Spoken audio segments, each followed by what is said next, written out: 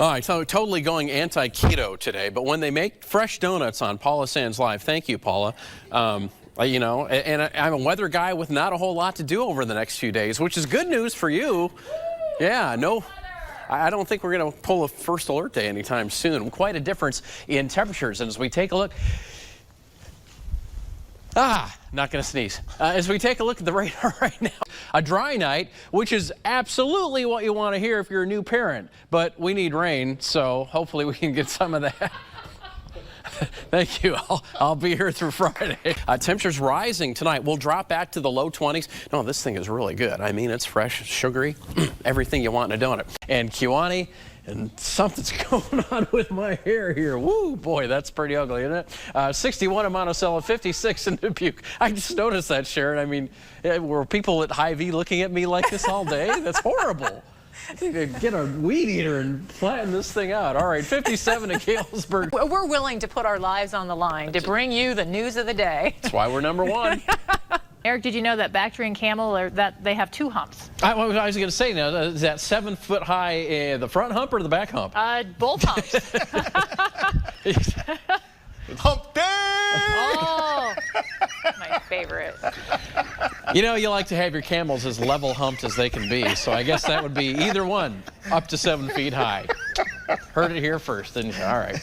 25 in the Quad Cities, 29 in Burlington. The Donut says 32 in Keokuk and 17 in Dubuque.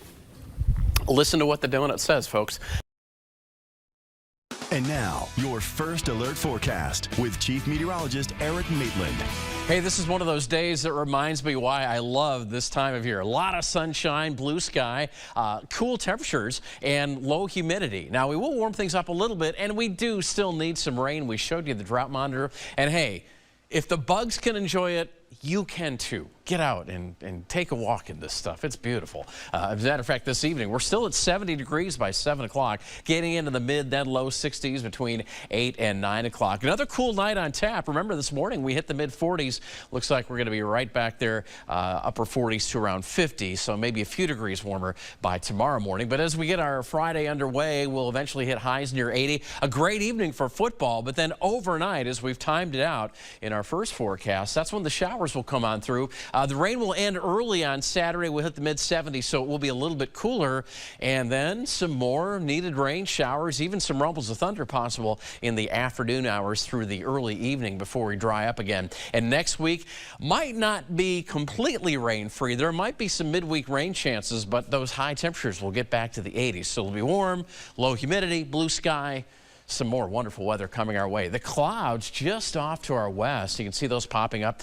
Most of the TV6 viewing area here cloud free with that nice blue sky. But to the north, there's that front, and that's the rain along it. It's going to be dragging its heels as it makes its way through the Mississippi Valley. That's why we're waiting till tomorrow night into Saturday for that next round of showers. Tonight, with southeast winds kicking in, that might get our temperatures up a little bit higher than they were this morning, anywhere from the mid and upper 40s to low 50s, 49 here in the Quad Cities. And again, after a sunny Friday, we jump ahead to Friday evening. Yeah, we're probably safe for football. Just bring the rain gear just in case to those varsity games, because if one of those showers breaks free and moves a little farther east, you might have to put up with a few minutes of rain. But as we go through the night, that's when the showers become a little bit more widespread. They're out pretty early, and then look what happens in the afternoon. Wave number 2 of showers and possibly some thunderstorms could bring some slightly heavier rain. If this develops, we'll be moving on through. But boy, once we get out of the evening hours, everything swings to the east. We'll start to clear on off, and that means Sunday will bring some pretty good amounts of sun. This system won't bring pretty good amounts of rain, though. Fairly anemic here with maybe just a couple, 3/10, maybe half an inch if you get under a thunderstorm at most. But any of those high amounts look to be very isolated. And next week, there you go. Second half of next week, we're back to temperatures above normal. That gets us back to those mid-80s. You'll see that on the 7-day. Clear, cool tonight, 49 or low. Mostly sunny. A pleasant day for our Friday.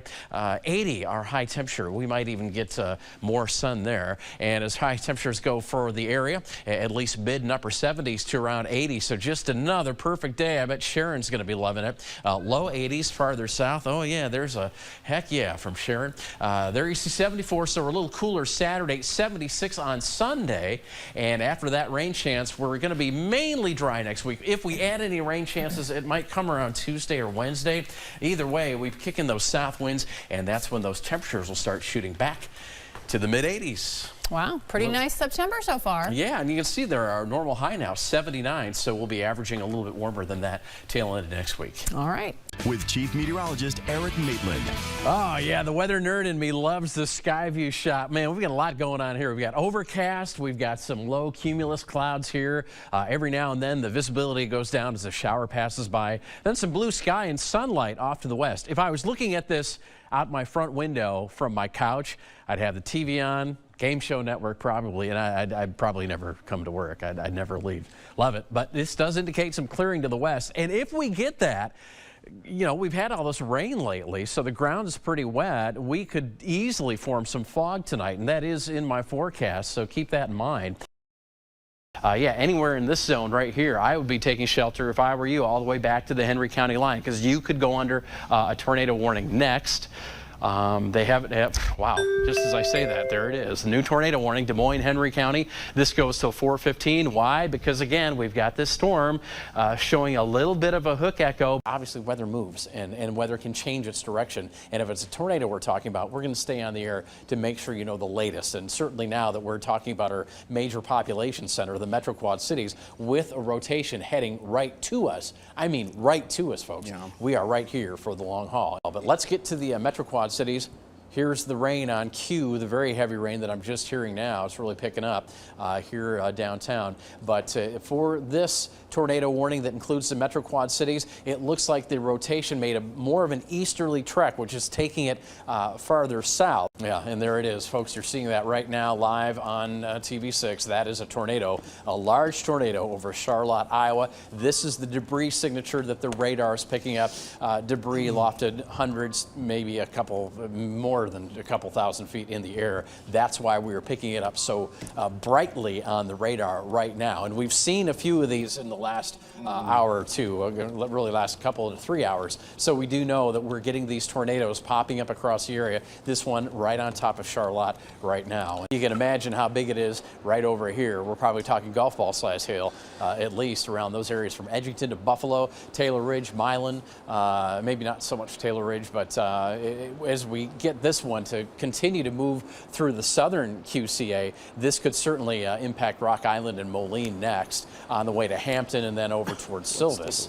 You might get some clearing. I know there are a lot of people out there with damage, unfortunately, some tornadic damage that might in some cases, in some lives, not be able to be reversed, but you're going to get some clearing and maybe a time to assess things this evening, and then by later tonight into tomorrow, cold, very windy. We could see wind gusts into the morning time and early Saturday, 40+ miles per hour, and that chance for snow. So it's heading right down Highway 6 toward Geneseo. We're unconfirmed reports of what that is, but if you're in Geneseo, now is a good time to take shelter. Any of the homesteads, farmsteads along Highway 6, along Interstate 80, between the Big X and Geneseo, probably a good idea to get in that shelter right now, because again, radar could be a little bit delayed. This could be a little bit farther east. And now the colors shift, because here you go.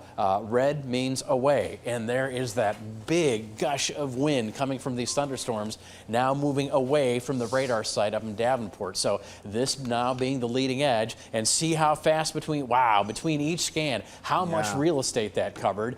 This is where little spin-ups can occur. You look at these little notches like that one, that little color change right there. Another little notch down here by Andover. Those are little areas that can develop rotations, and those quick spin-up tornadoes, I mean, they're in and out of the property like that, but they can do damage. With Chief Meteorologist Erik Maitland. We could frame today. Oh, we're dreaming of more Put it on days the like wall. this. We did. We framed it and put it on the wall There it just is. for you. Look See how that? big it is. We not only could do it, we did do it. Yeah, that's right. And you know, if you stand a little closer, you can feel the warmth. Is it? Yeah. It's a nice thing. This is my only time outside all day. Just standing in front of this wall. That's a nice window you've got. Isn't it beautiful? Just need to throw the Ray-Bans down a bit. know. More of the same tomorrow. Yeah, the old copy and paste forecast, because we're looking at sunshine again for Friday, and it's a Friday too, so there's an extra bonus for you. Sweet. Think about 24 hours from now, the evening. Low humidity and temperatures around 80 degrees. Yeah, gonna do it again. Liked it so much today. With Chief Meteorologist Erik Maitland. All right, Sharon, I'm the disembodied voice again because I forgot to change my show. So I'm off camera and I'm doing that right now. Okay, well, we can talk about whatever you want to talk about. Well, how about the 1976 Olympics?